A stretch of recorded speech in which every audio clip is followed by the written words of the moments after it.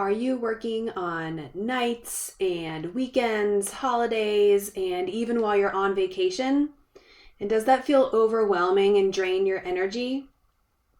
I'm going to be giving you the 3-step process to help shift you from overworking to being overjoyed. Hi, I'm Sara Lewis, and I help working women decrease that overwhelm, silence the inner mean girl, and reduce self-sabotage.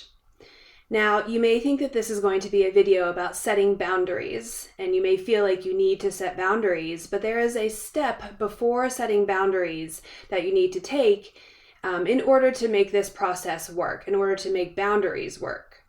So the first step in this process is to work on the thoughts that the inner mean girl is telling you. We all have this story that the inner mean girl tells us that repeats in our head, and it can be something like, well, if I'm not working, if I'm not productive and achieving, that I am unworthy.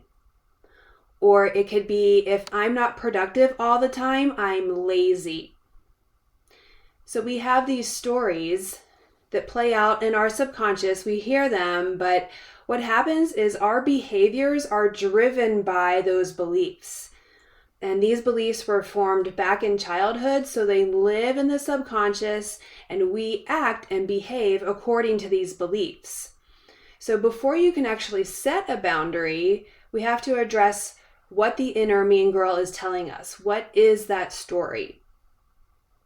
So to do that, you need to start challenging that story. We need to find evidence of otherwise. Can you rest and be productive and not be lazy? So we need to challenge that story that we're hearing. We need to recognize that it's an echo from the past. It's coming from our childhood role models like our parents, teachers, coaches, those sorts of people. So we need to challenge that story, start rewriting a new belief so that we behave according to our beliefs, which moves us into step 2. Because we've been so disconnected from our goals and we behave according to like stories that aren't actually serving us, we need to reconnect with our goals and get aligned with our values. Because when we work and we just, serve our clients and serve this belief that we need to work to be worthy, we get disconnected. So what I want you to do is just to start thinking about what your values are. What do you value? You could value rest. You could value family time. You could value honesty. All of these sorts of things, we need to reconnect to them. And when those drive us, when our values drive our behavior, we feel aligned and fulfilled and joyful.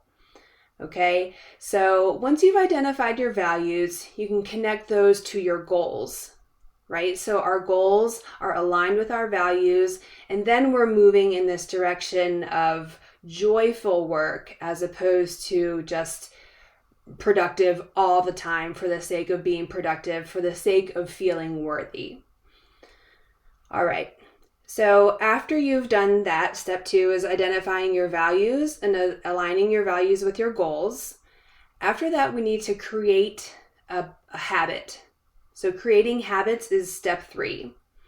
Because if you set a goal, that's a great place in the future to get to.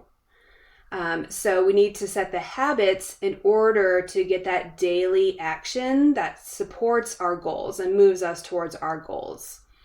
All right, so if you're creating a habit that is supporting you in not working as many hours as you're currently working, we want to make this habit tiny and doable and sustainable, that it can actually fit into your schedule and start changing your life, changing how your work and life balance each other.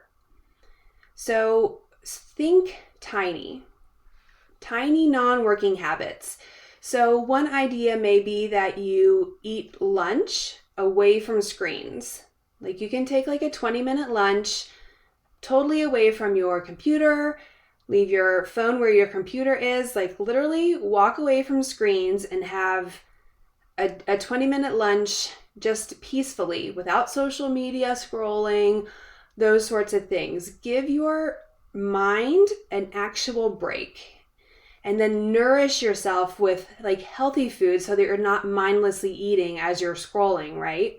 So that could be one tiny step. And the tiny step again is just eat lunch screen free. Another idea may be after you've gotten your kids off to school that you just take a walk around the block. Not a huge like long walk, but just a walk around the block, like 5 or 10 minutes. This will help get your blood moving, your circulation. It'll boost some of those good hormones, get your day going in a good mood. It'll also get you some sunlight and vitamin D that we all need, which helps our sleep schedule. So getting that early morning sunlight helps our circadian rhythms. Okay, so those are just 2 ideas for getting like just a little bit of time away from work. So I want you to find one tiny habit that is tiny like that and works for you. Because when we're trying to create habits, like our inner mean girl will try and tell us like to do more, you need to do more. And that just doesn't work. It doesn't create like that internal motivation. It creates like a fight because we know that we can't do more. We're already maxed out. We're already overwhelmed.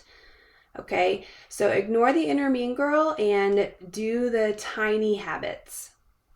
All right, so that is your 3-step process for moving from overworked to overjoyed. Let me know what your big takeaway is in the comments, and I can't wait to see you next time.